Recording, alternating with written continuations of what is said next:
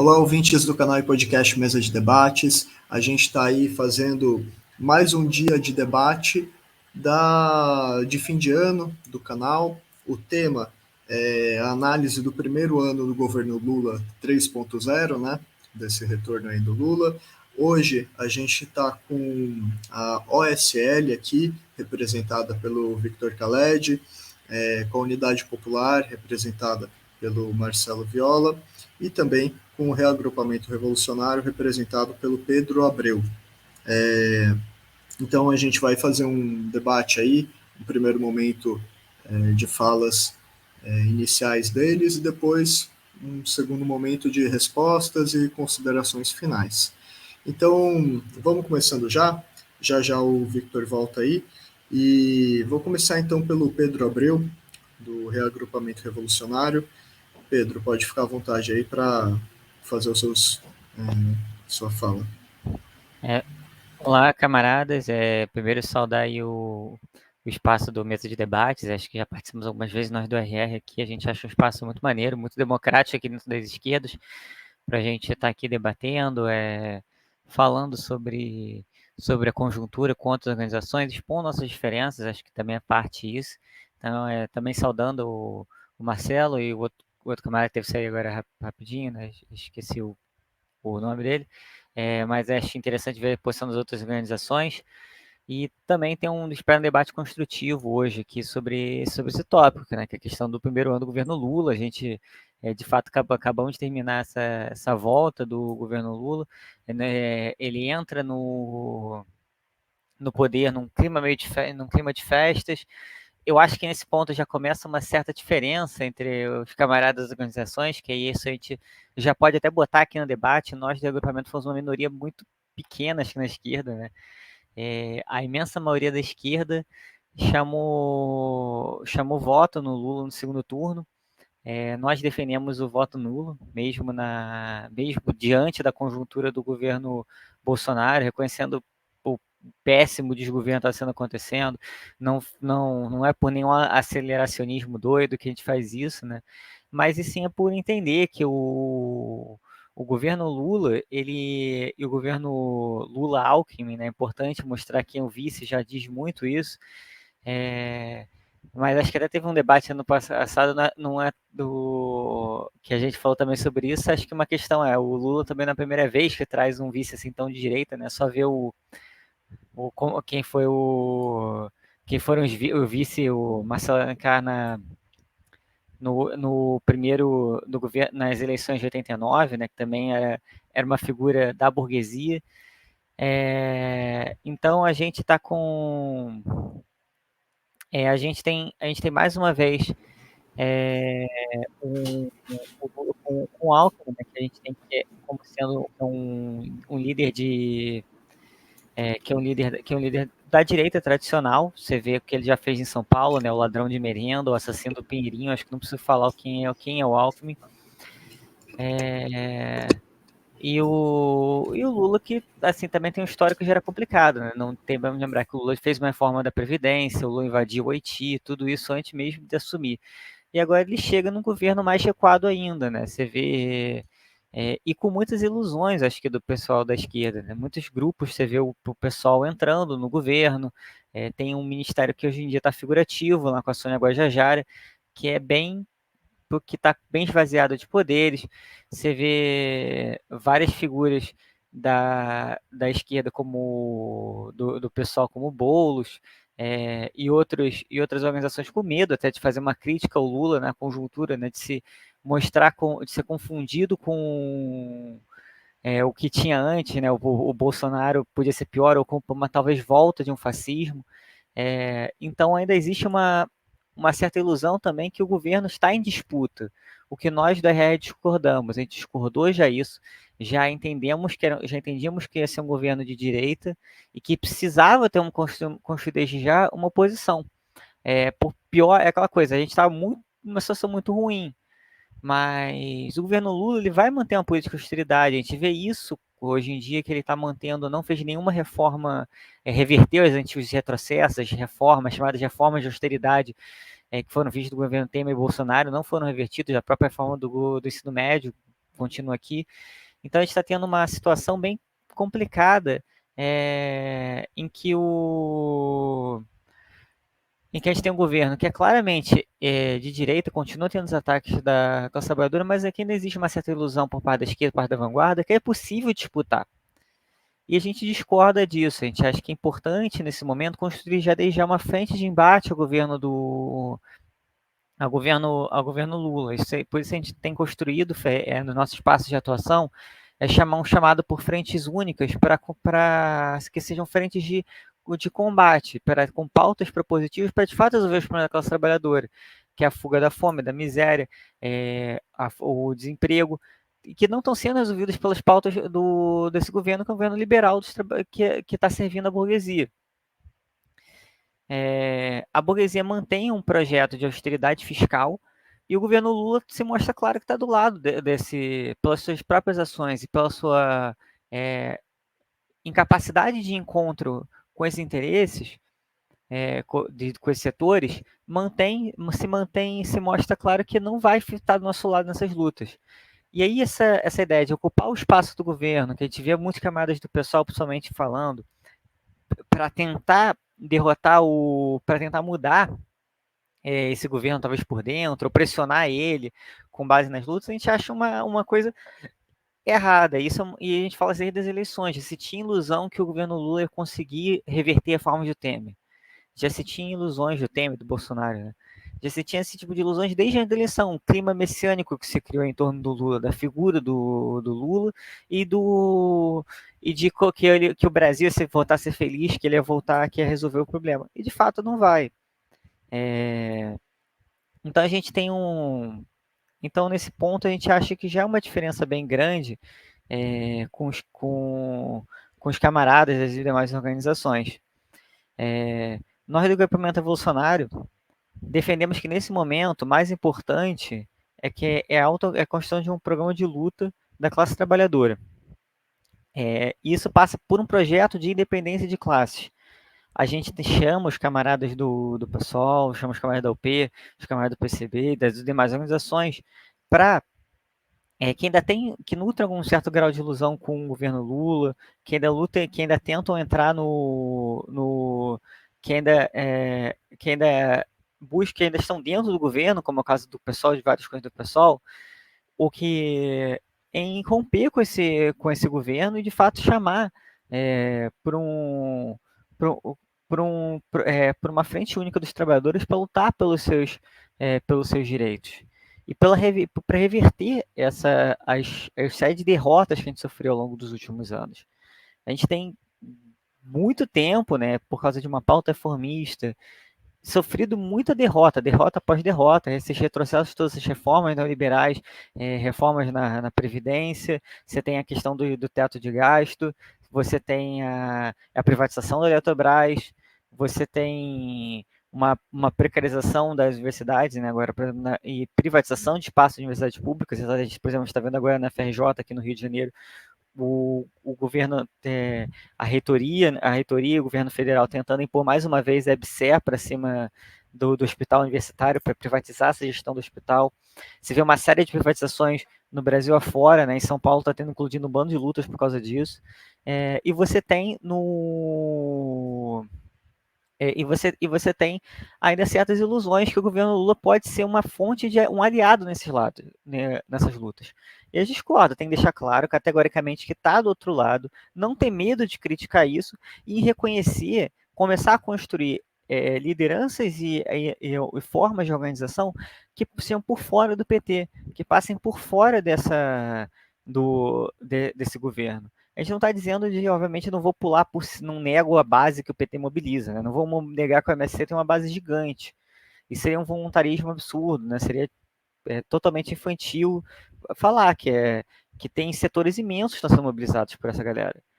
Mas é entender e dialogar, obviamente, sem sectarismo, não estou falando para não dialogar com essa base, mas deixar claro nos espaços, e acho que é nisso que nós do RE, como organização pequena, como grupo de propaganda tenta fazer, é que entrar dentro desses espaços dialogando, dos espaços de trabalho e de atuação, mas dialogando com essa base que ainda nutre essas ilusões de que é necessário romper com esse governo para construir um programa de luta da classe trabalhadora independente, com independência de classe, porque só assim a gente vai conseguir alguma vitória.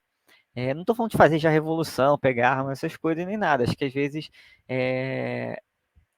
se coloca, quando se fala qualquer coisa de independência de classe, de romper com os romper com um programa de independência de classe, um programa da classe trabalhadora, já parece uma coisa muito maximalista, né? Mas quando eu falo que é fazer um programa de luta, fala de greves e deixar de lutas, greves, pautas que deixem claro o retrocesso que foi esses últimos anos e que a gente que construa o que seja construído a partir da tensão das classes. Porque no capitalismo atual, nesse momento tem com a crise climática e com o momento atual da crise capitalista que a gente está vivendo no Brasil e no mundo todo, a margem que a gente está tendo de manobra para qualquer governo de paz social que a gente via nos últimos anos do Lula, no Lula 2.0, né, do Lula 3.0, mas Lula 2.0, cara, isso acabou. O Lula não tem como fazer um governo como fez no 2.0. Isso não tem. Por uma questão macroeconômica, por uma questão tanto da macroeconômica interna quanto macroeconômica externa. A gente não está vivendo mais o mundo daquilo, as tradições entre o capital e o trabalho estão muito mais acirradas. Então a gente tem que se organizar muito mais, porque a burguesia está muito organizada e está dando de 1.000 a 0.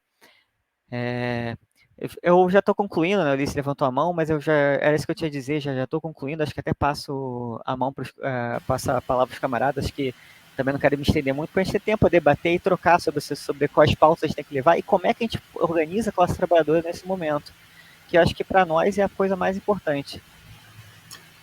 Pedro, se você quiser continuar, eu estava avisando que faltam 5 minutos, tá? Se você quiser, pode Não, passar não, também. assim, eu também já estava concluindo minha fala, então tranquilo, podemos já passar para os camaradas. É para não se alongar tanto, a gente ter tempo para poder debater essas questões.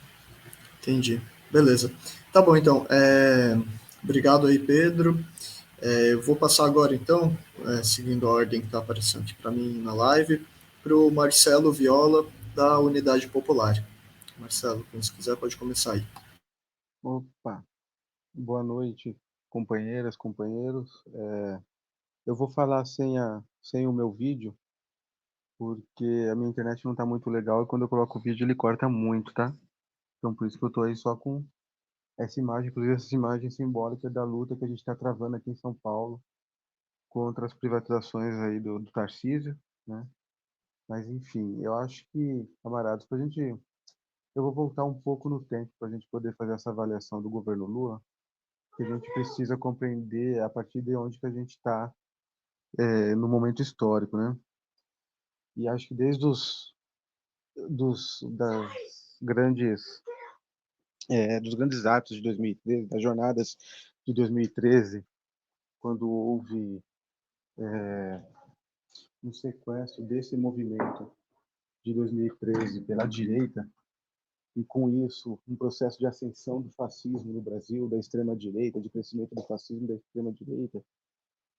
É importante dizer que essa ascensão e esse crescimento é fruto da política de conciliação de classes, é fruto da política de acordos com a direita que foi dando aí esse espaço para que eles tivessem a possibilidade desse crescimento. Em 2016 ocorre o golpe, esse golpe institucional contra a presidenta Dilma, e a partir dali a gente percebe que o Brasil entra numa grande divisão, né? Numa grande polarização, uma polarização que ela já existia informalmente, digamos assim, não era tão clara. A gente sempre teve, é preciso dizer isso, a gente sempre teve uma porcentagem da população que tinha um espírito é,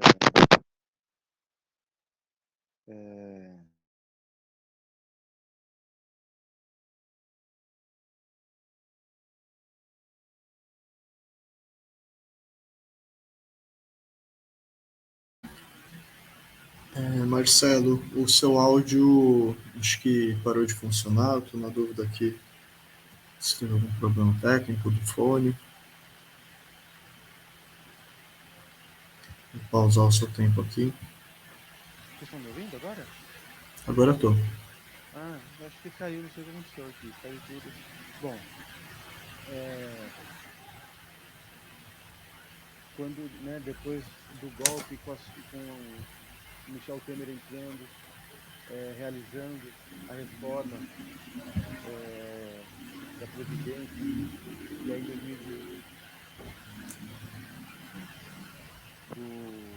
do Bolsonaro, a gente percebe que existe aí uma polarização, e existe no Brasil, sai, né, se desvela aí essa divisão em uma porcentagem que sempre existiu de fascistas, né, de pessoas de extrema direita, de um pensamento de um pensamento de direita que transmite o ódio, que transmite, que passa essa imagem do inimigo, né? Essa política do inimigo, do inimigo nacional, que é o comunismo, qualquer coisa era o comunismo, enfim. Nessa ascensão, a gente, com a eleição do Bolsonaro, foi nesses. Gente, tá Desculpa, dando. É que eu acho que eu entrei duas vezes aí, hein? deu algum. Pera. Aqui falaram que tá meio baixo o seu volume. Para mim, eu não sei se fez algum barulho que eu tava mexendo aqui e esqueci de mutar o microfone. Sim, Entrou. entrou duas vezes. Tá, Então tira um, porque tá dando eco para mim. tá, vou tentar resolver isso aqui. Peraí. Peraí.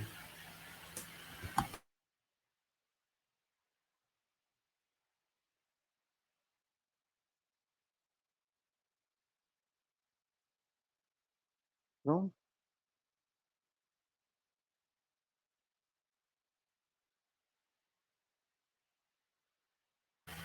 Peraí que ainda tá. Se ainda tô conectado aqui.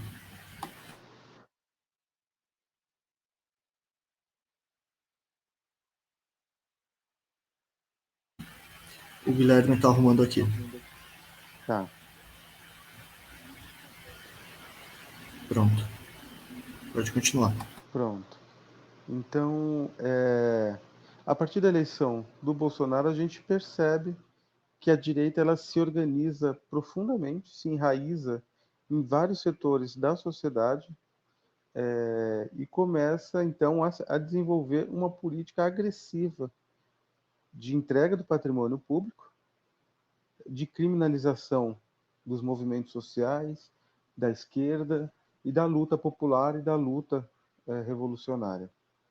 E aí a nossa avaliação nesse momento, quando fizemos diversas lutas, né, pelo Fora Bolsonaro, do povo na rua no período da pandemia, denunciando os diversos crimes que Bolsonaro cometeu e ainda comete. Defendemos até nesse momento, uma das palavras de ordem que a gente tem é pela prisão do Bolsonaro, porque a gente considera que se ele não for preso, a gente não consegue, fica muito mais difícil derrotar o fascismo. Se a gente for lembrar, a ditadura militar até hoje é uma sombra, até hoje ela ela ronda a gente o tempo todo, exatamente porque nós não tivemos punições em relação à ditadura militar. Os torturadores, os assassinos da ditadura militar não foram punidos, pelo contrário, né? Eles foram condecorados, morreram como heróis para uma parte da população, então, uma parte do meio político, enfim. Então, a gente defende até hoje a punição e a prisão do Bolsonaro. E em 2000, nas eleições de 2022, a gente entende que a gente entende que não dá no primeiro turno para compor com o petismo, porque tanto o programa quanto a propaganda do PT não eram satisfatórias para a classe trabalhadora, né? Você não tinha ali amplamente divulgado ou amplamente defendido as revogações das reformas, né? As revogações das, das leis elaboradas e construídas a partir do governo Bolsonaro. Você não tem um apontamento para a taxação das grandes fortunas, para o fim do pagamento da dívida pública. Então, as coisas fundamentais para a classe trabalhadora, você não tem nenhum apontamento. É como se fosse mais do mesmo, mas com uma cara progressista, né? Com a pauta de costume sendo mais progressista, mais moderna, enfim. E aí, no primeiro turno, a gente tem um candidato próprio, foi o Léo Péricles, e aí no segundo turno a gente decide pelo apoio ao governo, à campanha e à candidatura do Lula, porque a gente entende que era necessário e ainda é necessário que a gente infrinja derrotas ao fascismo, que a gente vá tirando espaço do fascismo. E na nossa avaliação, uma vitória do Bolsonaro, mais 4 anos de governo Bolsonaro, ampliava o espaço de atuação do bolsonarismo, ampliava o espaço e a chance de atuação da extrema-direita e do fascismo. Então nós fizemos, naquele momento, no segundo turno, a gente adere à campanha do Lula em defesa da democracia, principalmente, defendendo a democracia, defendendo o voto das pessoas, defendendo o respeito às urnas. Nós fomos às ruas quando, assim que o Lula ganhou e começou a movimentação dos caminhoneiros, enfim. Né? Então, a nosso posicionamento em relação a isso era principalmente contra o fascismo, em defesa do governo Lula, em defesa da democracia. E aí a avaliação que a gente faz nesse momento, né, nesse 1 ano de governo Lula, é que a gente tem hoje, a gente conseguiu segurar a sanha fascista, o avanço fascista no que diz respeito ao governo federal, em que pese que nos estados, principalmente os 3 estados mais importantes do país, né, Rio de Janeiro, mais importantes no sentido econômico, Rio de Janeiro, Minas Gerais e São Paulo, os tentar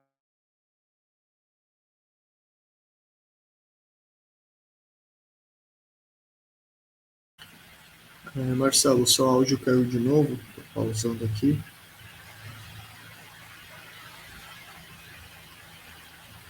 Seu áudio caiu, comentaram aqui que está bem baixo, mas acho que você já está falando aí nesse microfone, fone, não sei, tudo bem. Mas a gente está esperando então o Marcelo voltar.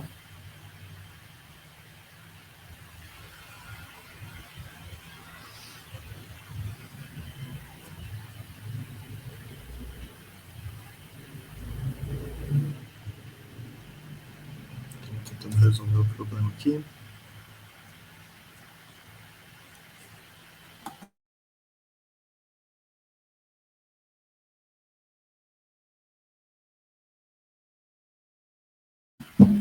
Bom, enquanto o Marcelo volta aí, eu vou aproveitando para divulgar o canal, né? A gente é do Mesa de Debates, o nosso Pix, a gente é uma mídia independente, né? O nosso Pix é 38500702800. O CPF é uma das formas aí de colaborar com uma mídia independente que tenta trazer debates importantes aí para a sociedade como um todo, não só para as esquerdas, né? Debates aí de utilidade pública para elevar o nível do debate público, né? Para a gente, quem sabe, dar um jeito de alguma forma de superar o capitalismo, porque pelo menos eu aqui não acredito que o capitalismo tem qualquer tipo de conserto, né? Mas também tem camaradas, tem companheiros de luta aí que acreditam, também vamos debater aí, talvez, né? Nesses dias a gente traz aí pessoas com visões políticas diferentes também. Mas é muito importante quem puder colaborar com a gente. A gente tem outra forma de financiamento aí, enquanto o Marcelo não volta, que é o nosso Padrim, que é padrim, com M no final, .com.br/podcast Mesa de Debates. É uma outra forma aí de colaborar financeiramente para a gente tentar melhorar a qualidade do canal, melhorar os conteúdos, as atividades que a gente consegue fazer. Então, quem puder colaborar, fique à vontade. Caso você esteja caindo perdido nessa live agora, a gente já fez 2 lives essa semana aí, com essa temática de fim de ano, com o balanço do governo Lula, né? Essa aqui é a live de balanço do governo Lula 3.0, né? A parte 3. A gente chama aí diferentes organizações. Ano passado já fizemos uma semana de debates, inclusive, para quem quiser acompanhar, com outro tema, né?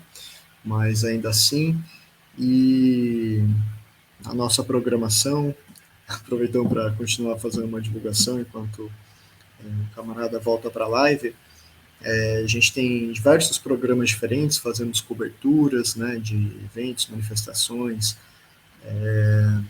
também fazemos lives com diversos setores das esquerdas, como vocês estão vendo aqui, né, que tem, enfim, marxistas, anarquistas também nessa live, né. Então, a gente está tentando ajudar a esquerda aí a se reorganizar para conseguir avançar nas lutas, no debate. E, no fim, a gente está tentando fazer a humanidade avançar, né, também. Muito importante a gente comentar isso. No nosso canal também temos programas nossos, né, que não envolvem diretamente alguma entrevista aí com alguém, né. Tem programa cultural, programa de notícias, tem o Reels do canal, tem também o Uli Talks, que faz um tempo que eu não faço esse programa aí, que eu falo aí as minhas groselhas, as minhas opiniões políticas. Tem também aí uma série de, enfim, conteúdos que a gente tenta produzir. E, bom, eu tô achando que talvez seja melhor a gente, não sei se talvez passar aí pro Victor, mas eu tô vendo aqui melhor o que fazer. A gente está pedindo um pouco a paciência de vocês, né? Mas, enfim, vamos aguardar só mais um pouquinho para ver se o Marcelo volta. Deixa eu ver aqui.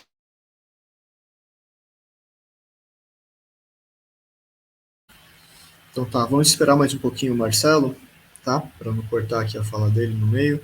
O áudio, o tempo dele está pausado, né? Só avisando para quem estiver em casa aí, um pouco perdido. E eu acho que é importante a gente falar, né, que nesse fim de ano. Aí, voltou o Marcelo. Oi, Marcelo, seu tempo estava pausado. Você quer continuar já? Posso continuar. Eu estava esse tempo todo falando, não sabia que eu tinha caído. Mas Ah, vamos lá, posso começar? Você se lembra onde eu parei? putz, Pera, deixa eu ver se eu anotei exatamente. Não, eu não tinha anotado no momento que você caiu. Tá, Eu tô um pouco perdido aqui, desculpa. Você tá, caiu com uns então, 9 minutos aqui que eu anotei, mas. tá. Eu vou falar então a partir da eleição do Bolsonaro, tá? Então, bom, a gente avalia que o fascismo se desenvolveu, a eleição de Bolsonaro foi uma ascensão grande do fascismo. Durante os 4 anos desse governo, foi um combate duríssimo de resistência de todo o campo da esquerda, nesse momento, né? Contra todos os ataques fascistas, contra os lutadores do povo, contra quem luta pela transformação, pela classe trabalhadora, pela revolução, enfim. Então teve as grandes manifestações, né, do povo na rua, fora Bolsonaro, durante a pandemia. Teve o genocídio cometido por ele durante essa pandemia. E para a eleição do Lula, no primeiro turno a gente tem um candidato próprio, que é o Leonardo Pericles, e no segundo turno a gente avalia que é preciso tirar espaço da direita, que é preciso tirar espaço dos fascistas, que qualquer derrota que se infrinja a eles nesse momento que a gente vive é muito importante, porque a gente ganha terreno, a gente ganha espaço e principalmente a gente ganha tempo. Na nossa avaliação, mais 4 anos de Bolsonaro significaria mais aproximações a golpes militares e, em determinado momento, talvez ficaria muito difícil de você conseguir resistir à tentativa de golpe, né? Às tentativas de golpe. A gente resistiu ao 7 de setembro no ano anterior às eleições e resistiu ao 8 de janeiro, né?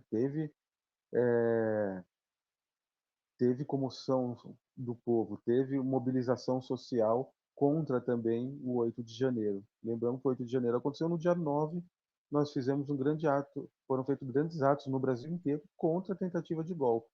Então, a gente conseguiu, pelo menos, criar ali um contraponto aos fascistas, né? Então, a gente avalia que a vitória do governo Lula, ela inflige uma derrota ao fascismo, uma derrota importante ao fascismo, no que pese que ele deixe seus tentáculos nos estados, principalmente nos 3 estados mais importantes do país, Minas Gerais, São Paulo e Rio de Janeiro, mais importantes economicamente, onde esse braço fascista continua atuando e continua aí cumprindo seu papel entreguista do patrimônio público e de violência contra quem luta.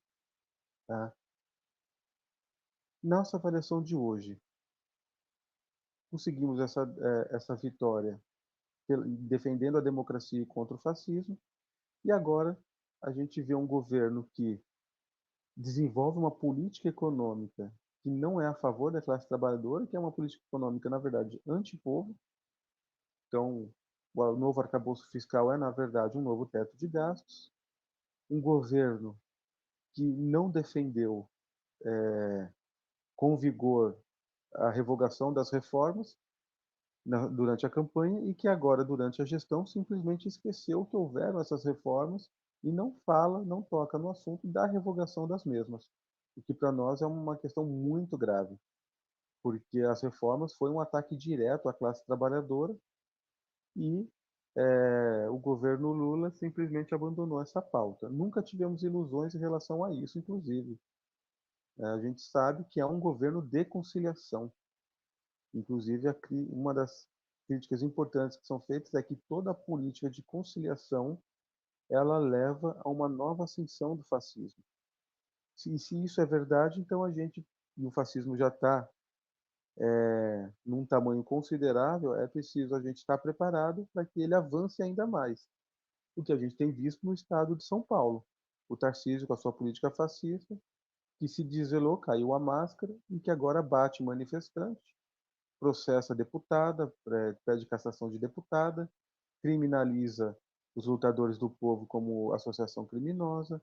Enfim, o fascismo começa a avançar um pouco mais institucionalmente de forma organizada. Então a gente vai ver que essa política econômica do governo Lula é ruim para o povo e que ele faz uma opção para tal da governabilidade em se alinhavar com a direita. Né? O centrão, na verdade, é o campo da direita, através do pagamento de emendas, através de toda aquela política que a gente já sabe como é que é, ele busca essa governabilidade através dessa aliança com a direita, que, na nossa opinião, é óbvio que é um equívoco e que seria possível ele trabalhar por uma aliança com o campo da esquerda, com a classe trabalhadora, que só é possível que ele consiga chegar até o fim do seu governo se ele tiver uma aliança com a classe trabalhadora. Veja, a presidenta Dilma, ela fez o mesmo processo de aliança com a direita, de composição, emendas parlamentares, mas assim que a crise do capital se aprofundou, assim que o capital precisou aprofundar o seu ataque à classe trabalhadora, eles não pensaram 2 vezes antes de eliminar ela da jogada.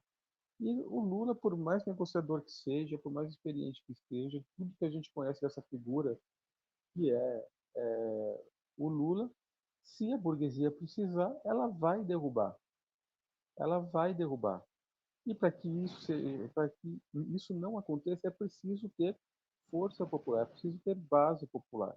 E o PT ele tem uma grande base popular, mas ele não tem uma base popular mobilizada, de rápida mobilização, de rápida resposta mobilizadora. Então a gente avalia que ele terá esse ano, ele passou várias reformas, da qual ele teve que despejar muito dinheiro, e a cada vez que você negocia, né, a cada vez que você é chantageado pela direita, a próxima chantagem é maior, a próxima é maior e a próxima é maior. Então o que a gente avalia é que o segundo e o terceiro ano dele vai ser muito difícil. Vai ser muito difícil. E é isso, e na nossa avaliação, essas dificuldades, nós vamos ter que, a esquerda no geral, vai precisar ter um nível de unidade para impedir que o fascismo golpeie novamente e assuma esse poder político e talvez assuma de uma forma muito mais violenta do que foi só uma eleição, mas com um golpe mais militarizado, civil-militar, como o de 64. Então é importante que a gente tenha atenção a isso. É isso. Beleza. Obrigado, Marcelo. E antes de passar para o Victor Khaled, da OSL, queria só comentar aqui, prestar solidariedade do canal, né, aos lutadores da Unidade Popular que nos últimos dias foram presos, né, uma prisão política aí, além do espancamento, né, que sofreram na Lesp na semana passada. Enfim, acho que é só importante ressaltar aí que tem a ver com fortalecimento do fascismo e essas questões que o Marcelo trouxe. Enfim, todo o apoio do canal, não só ao pessoal da UP, mas todo mundo que sofre aí repressões e tal, mas acho que é importante pontuar nesse momento essa questão. Desculpa, Victor, pode começar aí a sua fala. Aliás, só apresentando, né, mais uma vez, o Victor, da Organização Socialista Libertária. Boa noite, Ulisses, Pedro, Marcelo. Primeiramente, quero agradecer o convite aqui do Mesa de Debates, né, de abrir esse espaço para a OSL, Organização Socialista Libertária, que é uma organização política anarquista, né, que foi fundada nesse ano, mas que tem um histórico já que vem, né, de um processo de construção muito mais longo, né, que remete à década de 90, de reconstrução do anarquismo organizado no país. Né? Então, eu falo desse lugar e, além de agradecer, né, os camaradas, acho que, primeiro, como eu fiquei por último, né, dizer que eu vou tentar não repetir muito, mas é impossível, né, a gente está aqui, todo mundo no campo revolucionário, obviamente com nossas divergências, né, programáticas, estratégicas, muitas vezes táticas, mas a gente está entre aqui militantes do campo revolucionário. Então, boa parte das avaliações que foram expostas aqui pelo Pedro e pelo Marcelo, eu compactuo, né? Então, vou tentar não repetir tanto essas análises. E para começar a minha análise, acho que a gente, para ser honesto, tem que começar reconhecendo o pouco que houve de bom nesse primeiro ano do governo Lula 3.0. Né? Então, a gente não pode, né, falar desse primeiro ano sem reconhecer que houve um crescimento do PIB de 3% e que o desemprego caiu pela metade. Né? Então, são alguns números macroeconômicos que indicam uma pequena melhora, né, na economia brasileira nesse primeiro ano. Mas, né, tudo isso é muito pouco perto do quanto, né, esse governo de conciliação de classes tem colaborado com o campo da direita, né, com a burguesia nacional, com os rentistas, né, enfim, com os capitalistas. Né? Então, são migalhas para a classe trabalhadora e fatias, né, exorbitantes do orçamento federal, né, e na distribuição das políticas públicas do executivo para favorecer esses campos, né, os campos das classes dominantes. Então, primeira coisa, acho que a gente tem que entender um pouco a política conciliatória. Né? O Lula entrou, desde a campanha, não fazendo nenhuma concessão para a esquerda. Né? Quem acompanhou a construção da chapa viu, né? O Pedro falou isso também, a escolha do vice, enfim. Todo o processo da campanha eleitoral, a gente assistiu a chapa Lula-Alckmin acenando o tempo todo para a direita e nunca, né, abrindo nenhuma margem, nenhum espaço, né, com os campos mais à esquerda, né, mais populares. Isso porque o PT é um partido que a gente conhece, né, de longa data, que sofreu mudanças na sua estratégia e que se tornou uma legenda típica, totalmente eleitoral, né? Então, o cálculo é sempre o cálculo eleitoral, nunca é um cálculo programático, nunca é um cálculo no sentido de trazer, né, de fato, melhorias. É jogar o jogo para chegar ao poder, né? E aí chegar ao poder abrindo mão, né, de princípios, abrindo mão de tudo para chegar lá, né? Então, a primeira coisa é reconhecer isso. A segunda é que, entendendo essa política conciliatória, esse primeiro ano teve como tarefa, como marca, essa aproximação, né, essa conciliação com o Centrão, com a Faria Lima, para tentar, né, nas palavras do petismo, né, trazer estabilidade para o país. Né? E o que traz estabilidade quando a gente faz conciliação com o Centrão e com a Faria Lima? Né? A manutenção da política de juros e de independência entre aspas, do Banco Central, né? Primeira marca desse primeiro ano. Embora a taxa de juros tenha começado a cair, né, em agosto, ela fecha o ano no patamar a Selic de 11%, uma taxa bastante alta, né? E só em agosto ela começou a cair. E não houve nenhuma medida, nenhuma ação do governo, da chapa Lula-Alckmin, no sentido de revogar a política de independência do Banco Central, né, que foi instituída em 2021.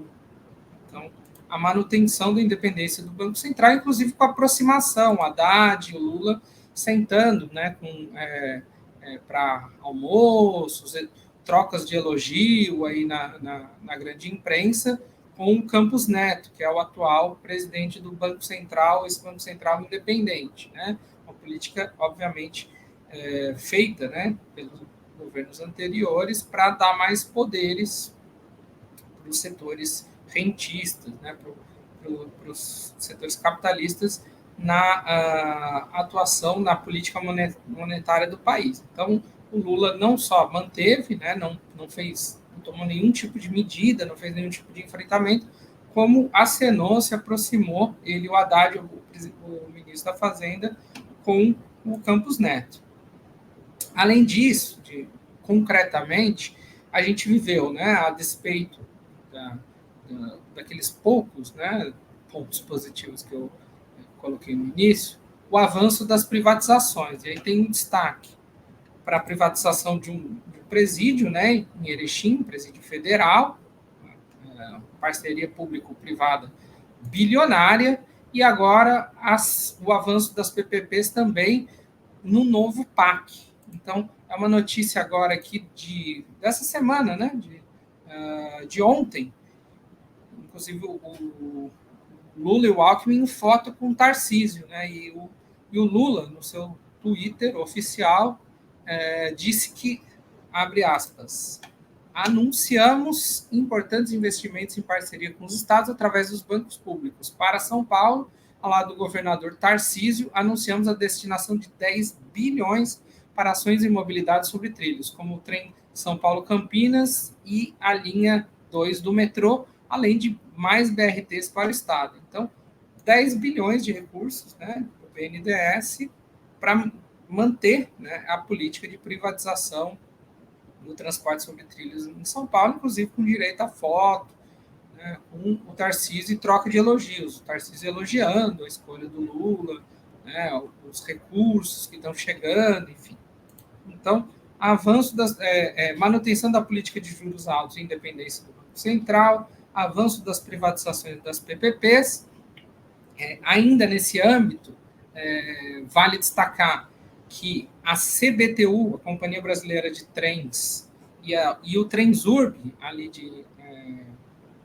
de Porto Alegre, não saíram do Plano Nacional de Privatizações. Né? Então, Lula não quis mexer nisso. Né? Poderia ele tomar alguma medida, decreto, por exemplo, e tirar do Plano Nacional de Privatizações, mas para manter essa política conciliatória, o governo decidiu por manter, né? Estão no plano.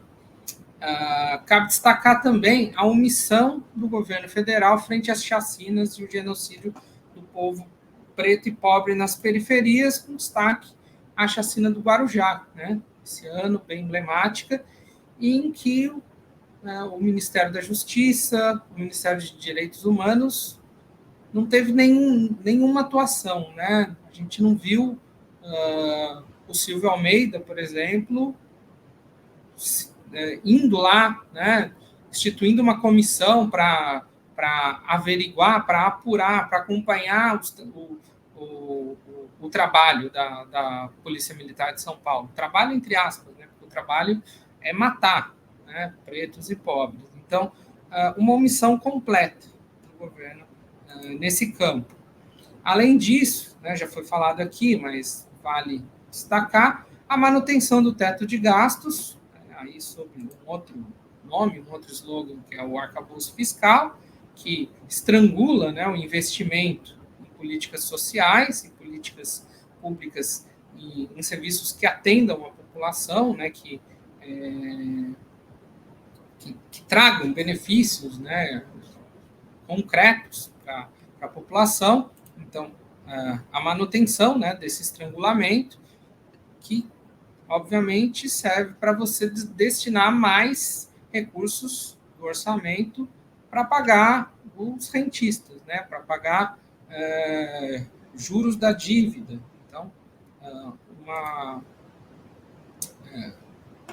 esse governo manteve, né, essa política que é desastrosa para nós, né, da classe trabalhadora, e também manteve todas as reformas antipovo dos governos anteriores. Não se mexeu para revogar as reformas trabalhistas, para revogar a reforma previdenciária e nem para revogar a reforma do ensino médio. Então, nenhum enfrentamento com essas reformas antipovo.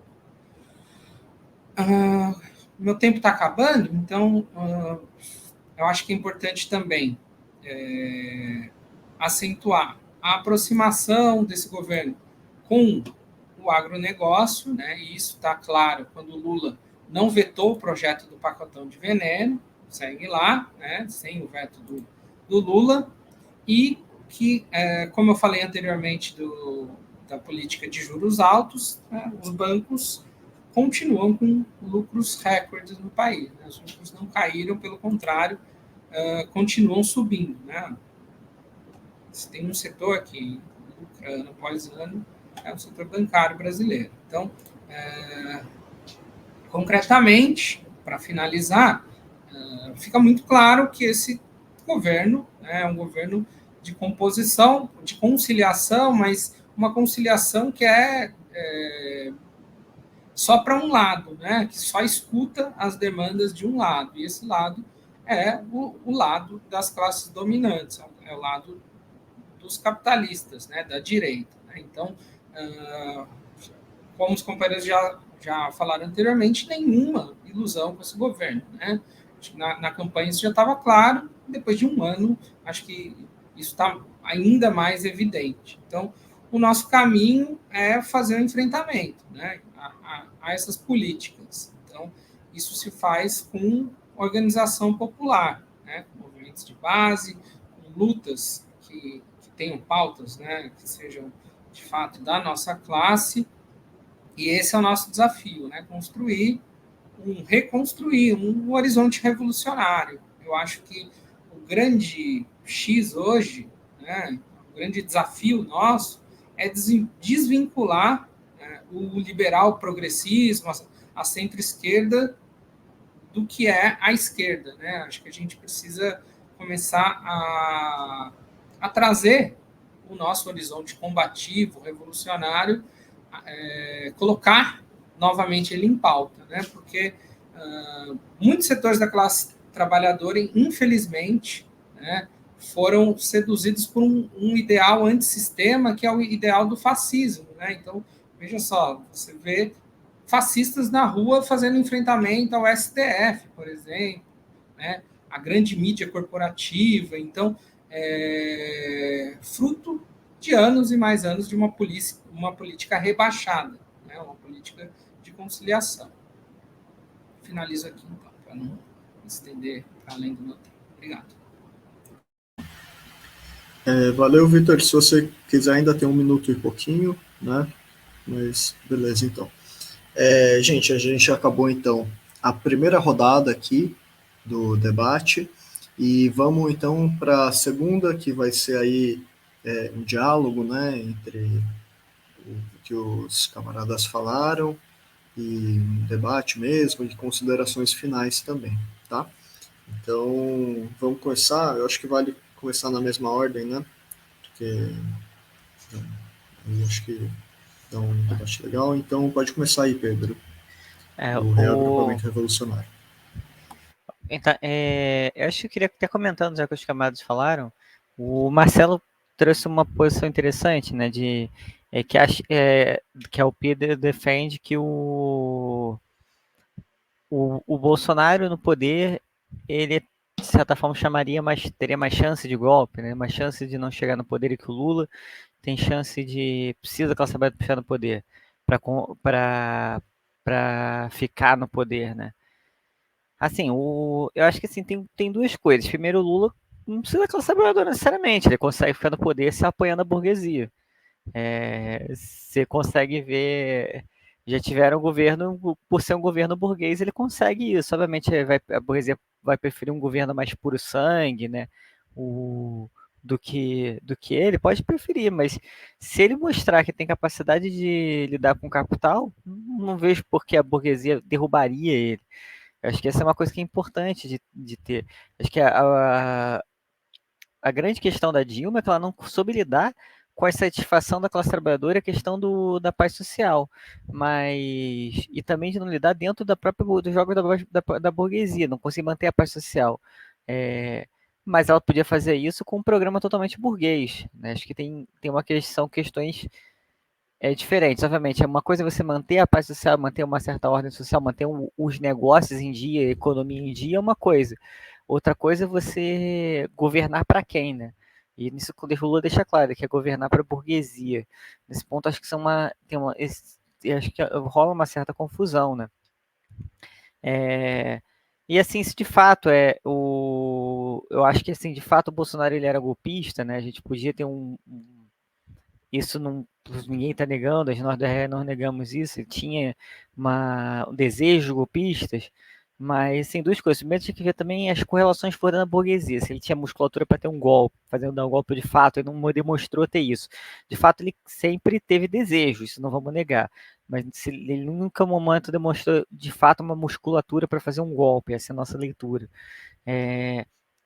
A segunda, mas isso de fato não podia ter acontecido, né? Podia conseguir essa musculatura e isso era um risco a todo momento. Ele estava tentando buscar musculatura para um golpe.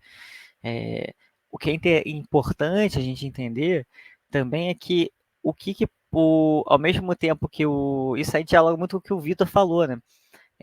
Quem está com o discurso antissistema agora é a extrema-direita, é o Bolsonaro. Então, quando a gente fala do antissistema, a gente seduz parte da classe trabalhadora para um discurso mais direita ainda. Então, uma eleição do Lula com um governo liberal que não está conseguindo resolver os problemas da classe trabalhadora, você abre margem para um fascismo. Que também acho que isso é uma divergência com os camaradas. A gente também não acha que o Bolsonaro em si é fascista. A gente acha que ele tem elementos fascistas no governo, ele tem parte do discurso fascista, mas ele, como governo, não era um governo fascista. E isso é importante. Ele tinha algumas características bonapartistas, mas ele não tinha as características do fascismo de conseguir mobilizar a classe trabalhadora com massa, com o governo, com um discurso anti-classe trabalhadora. Tinha elementos dentro do governo, você vê aqueles 300 de Brasília, coisa assim, que tinham um discurso mais fascistoide, que de fato eram até fascistas, mas não tinha uma mobilização de massa do fascismo, esse sentido também não viu.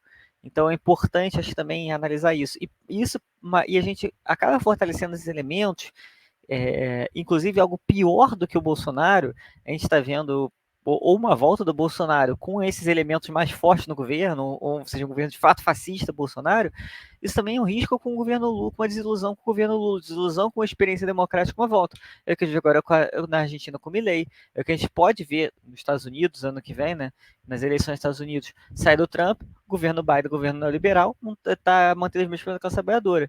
E aí você vê não só o Trump, mas outros candidatos do Partido Republicano com um discurso extremamente fascista, extremamente mais à direita. Então é aquela coisa, você tira pensando nos Estados Unidos, né, você tiraria o Trump, mas quem seria o próximo? É um David Duke da vida, né? Que é o grão-mestre da Ku Klux Klan. Bem, eu exagerei no David Duke, mas pode existir um outro cara mais à direita. Que nem a gente pode ver também tá vendo agora na Argentina, né? Você tinha uma direita mais tradicional, que aí saiu, foi o governo Massa, e agora está com o Milei. Porque quando esses governos que, não neoliberais não resolvem para a classe trabalhadora, fortalece esse discurso no sistema que o Vitor muito bem botou. E isso é uma coisa que a gente tem também preocupação. Eu acho que é importante dialogar isso com as ciências camaradas. Acho que e é por isso que a gente tem que se mostrar como alternativa.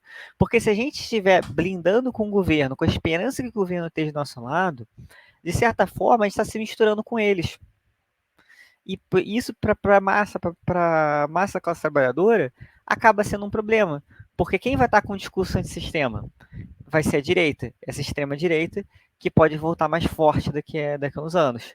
E aí a gente abre o espaço para na Argentina a gente abre o espaço para o meio da vida que a gente pode abrir para um Paulo Cogos, sabe? Um cara desses malucos, assim, que quer uma teocracia, um anarcocapitalista. E você tem a Argentina, que é um dos governos que mais o livre mercado destruiu, e aí você pegou na capitalista, né? A miséria que vai ter lá agora, né? E como é que vai ser como é que esse cara vai se manter até o final? Vai ter ou ele vai conseguir articular um fechamento de regime, ou ele vai sofrer impeachment e vai ter vão outras frações da burguesia lutar. Ou seja, é uma estabilidade política gigantesca que a gente não vai ter agora também. Então é importante a gente manter isso e saber dialogar com essas ilusões da classe trabalhadora, mas a gente não dialoga com ela estando lá do governo Lula. Acho que é importante nesse momento agora criticar o governo Lula-Alckmin, pelo que ele que é um governo liberal de direita, e que não vai resolver nenhum problema da classe trabalhadora. E que acho que isso que é importante a gente ter ciência e falar isso agora. Então, assim, concluo minha fala, passo para os camaradas também, quero escutar o que eles têm a dizer sobre essas questões. Beleza, valeu, Pedro. Se vocês quiserem, ainda tem uns 3 minutos, mas já vai passar mesmo. Sim, tranquilo. Beleza. Então vamos lá. Marcelo, se você quiser, pode começar aí suas considerações finais. Tá bom.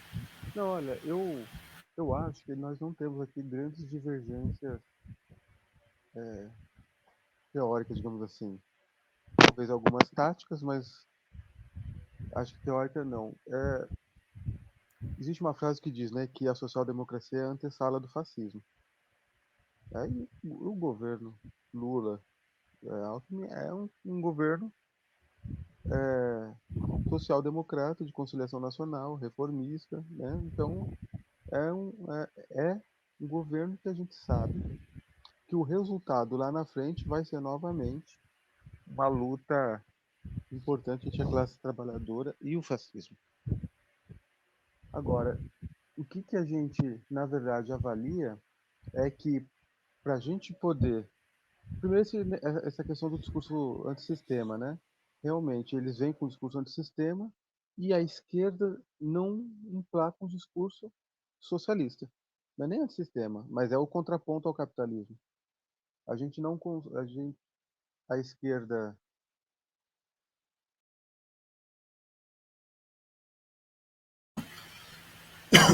A gente teve um errinho aqui na live, algum problema? O Marcelo voltou já. A classe trabalhadora, os revolucionários precisam defender o socialismo em alto e bom som, declarado, e na base, e na classe trabalhadora, e na porta das fábricas, das escolas, e dizer o que o que está destruindo esse planeta ambientalmente, o que está fazendo com que a classe trabalhadora viva na miséria, é o sistema capitalista e que a gente já construiu o socialismo. Precisamos retomar o nome das coisas. né? Acho que os companheiros que são do campo anarquista não falam tá, exatamente do socialismo, falam, né, da sociedade sem classes, do comunismo, enfim, em si. Mas acho que a gente precisa começar a trabalhar com a classe trabalhadora essa questão do que é aquilo, a teoria desenvolvida pela classe trabalhadora, aquilo que a gente defende, que é o fim da exploração do homem pelo homem, que é o fim da extração da mais-valia, que é o fim do enriquecimento de quem não trabalha, em torno do empobrecimento de quem produz. E isso leva tempo. É um trabalho de massa. A gente precisa desenvolver esse trabalho que foi interrompido no Brasil durante a ditadura militar e não foi reconstruído na redemocratização pelos partidos da esquerda que se constituíram de massa, né? Como o PT, por exemplo. E a gente precisa, e enquanto a gente não faz ou não consegue fazer isso, a gente precisa impedir o avanço do fascismo, né? O máximo que a gente conseguir, o máximo que a gente puder.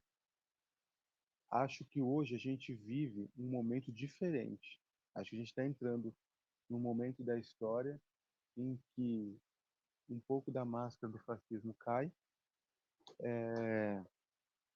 mas um pouco não cai a máscara do fascismo do que foi feito e a gente consegue ganhar posições dentro da classe trabalhadora. E eu vou dar um exemplo para os companheiros.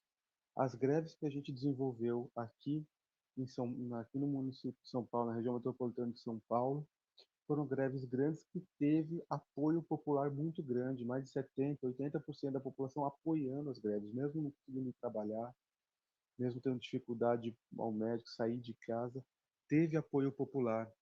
70% da população é contra as privatizações. Então, a gente está num momento histórico que nós precisamos de, na minha opinião, duas coisas importantes: unidade de esquerda, unidade de luta, unidade da esquerda na luta, no combate ao fascismo e na propaganda da revolução. E dois, a luta de massa. Estar na rua, botar o povo em movimento. Mesmo que em pequenas quantidades no bairro, uma luta forte, uma luta que desenvolva a consciência das pessoas, uma luta que tenha vitória e que o trabalhador consiga perceber que tem força quando luta, uma greve, né, lutar pela greve geral, lutar para que a classe trabalhadora se movimente e contra essa política econômica mesmo, para que por exemplo, nós estamos fazendo uma campanha dentro da nossa organização que é pela revogação das reformas e por 100% do reajuste do salário mínimo. Uma coisa simples, estamos fazendo um abaixo-assinado sobre isso. Esse abaixo-assinado vai resolver? Vai revogar as reformas? Não. Mas esse abaixo-assinado, se a gente falar com 100 mil, 200 mil, 300 mil, 400 mil pessoas, no sentido de que, olha, primeiro, os lutadores do povo não abandonaram as pautas da classe trabalhadora, nós não esquecemos as reformas. E dois, esse salário mínimo é uma miséria, não dá para o povo viver e a gente precisa fazer com que seja maior. E ele só não é maior porque a burguesia quer ampliar a sua extração da mais-valia, quer ampliar o seu lucro, quer extrair mais sangue da classe trabalhadora, e é por isso que a gente vive a situação que a gente vive. Então, eu não vejo grandes divergências e eu acho que, na verdade, a gente vive um momento que a gente precisa olhar com muita atenção que tipo de unidade, se é possível a gente fazer uma unidade de luta, uma unidade de ação para que a gente consiga fazer a propaganda da revolução, que a gente consiga fazer a propaganda do fim do capitalismo, da derrubada do capitalismo. Né? Acho que isso é o mais fundamental nesse momento, porque o fascismo está organizado. Ele está organizado. Né? Eu discordo de que o Bolsonaro não era fascista. Ele era fascista.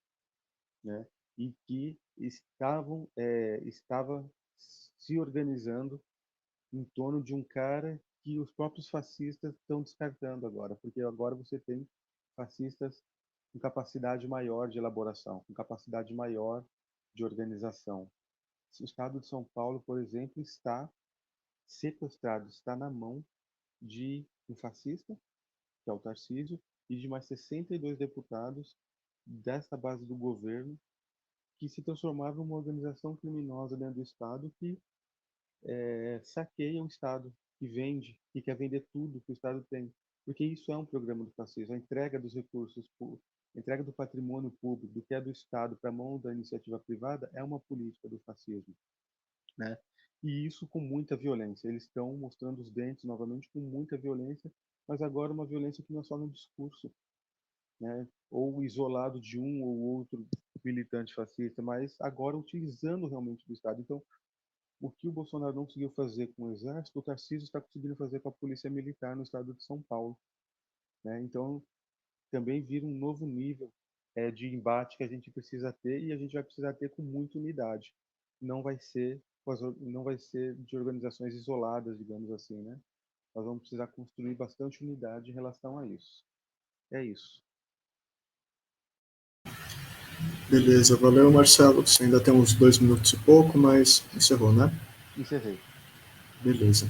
Vamos lá, então, agora para encerrando aí essa rodada de respostas e de considerações finais, Victor Khaled, da Organização Socialista Libertária. Perfeito, obrigado. Bom, muitos acordos aqui, né? Pouca divergência, pouca polêmica aqui. Só em relação ao que o Marcelo colocou, no nosso entendimento, o anarquismo é a corrente, a vertente libertária do socialismo. Então, nos reivindicamos socialistas. E só uma pequena colocação em relação ao que o Pedro colocou da Argentina, do Milei, né? Acho que essa é uma disputa que minha organização, a gente faz questão de fazer, de que não existe anarcocapitalismo, né? O anarquismo, ele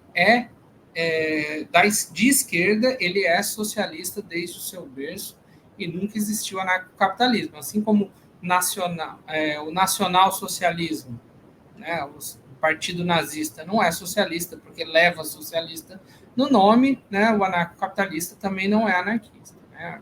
Liberalismo. Está em outro campo, está no campo que não é a corrente histórica, não pertence à corrente histórica anarquista. E acho que aproveitando, né, falar um pouquinho de história, tem uma frase aí do pensador que nos é muito caro, que é o Mikhail Bakunin, que foi um militante extraordinário, né, um grande organizador, teórico, né, que fazia análises políticas muito lúcidas. Né? Então, ainda no século XIX, segundo Bakunin, abre aspas, uma aliança concluída entre dois partidos diferentes volta-se sempre em proveito do partido mais retrógrado. Esta aliança enfraquece necessariamente o partido mais avançado, diminuindo, deformando seu programa, destruindo a sua força moral, sua confiança em si mesmo. Fecha aspas, né? E essa é a história da social-democracia, né? Das políticas de conciliação de classe, essa é a história do reformismo. Né? E para onde que essa história tem nos empurrado? Tem nos empurrado a acumular derrotas, tem nos empurrado a recuar no debate, né? No horizonte. O horizonte, né, amplo do debate político vai ficando cada vez mais estreito. A gente vai se apegando a lutas cada vez menores, porque o nosso horizonte político vai o teto vai ficando cada vez mais rebaixado. Então, quanto mais a gente favorece, né, esse tipo de aliança, esse tipo de estratégia, mais o horizonte, mais a nossa proposta revolucionária vai sumir, né, vai sendo cada vez mais marginalizada. Então, como falou, né, o Marcelo também, o Pedro, né, acho que isso é um grande consenso nosso, um grande acordo aqui, entre todo mundo que está participando, entre os debatedores, é de que a necessidade da gente retomar, né, retomar a esquerda para quem de fato é de esquerda, ou seja, para quem é revolucionário. Né? Então, em primeiro lugar, a gente tem que trabalhar, né, de forma concreta, obviamente, com lutas, né, acho que muito interessante, concordo muito com o Marcelo quando ele colocou a luta contra as privatizações, está na ordem do dia, é uma prioridade política gigantesca, e por mais que 70% da população seja contra as privatizações, esse governo não trabalha contra, porque ele não trabalha para o povo, né? Ele trabalha para agradar setores, né, da classe dominante, para se perpetuar no poder. Então, ele não vai fazer esse enfrentamento. Então, a gente precisa colocar, né, as nossas lutas na rua e fazer as distinções, né, mostrar para quem está insatisfeito, porque sabe que esse sistema não traz, né, a resolução dos nossos problemas, né, não torna a nossa vida menos dura, mostrar que o fascismo, né, que essa via não é verdadeiramente antissistema, né, é uma forma ele se coloca assim para a classe trabalhadora para angariar, né, a massa dos seus ideais, mas que no limite as contradições, né, desse sistema estatista capitalista se perpetuam, né, inclusive ficam mais graves. Então, a gente tem que fazer essa disputa, né, mostrar que quem é antissistema é o campo revolucionário. E 2, fazer a disputa dentro das nossas fileiras. O liberal progressismo não é de esquerda, né? O empoderamento, as políticas de empoderamento via empreendedorismo, seja o empreendedorismo negro, ou o empreendedorismo feminista, não são políticas de esquerda, são políticas liberais, são políticas da direita. E estão dentro das nossas fileiras,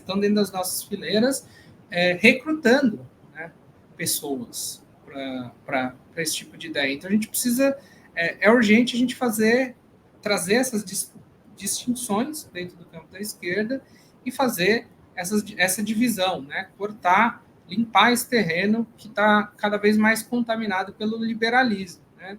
Só com isso a gente consegue retomar o horizonte revolucionário que tem se colocado cada vez mais distante, né? Porque as ideias do liberalismo também vão rebaixando, né, politicamente as mobilizações, né, da nossa classe. Então, a gente precisa fazer esse enfrentamento.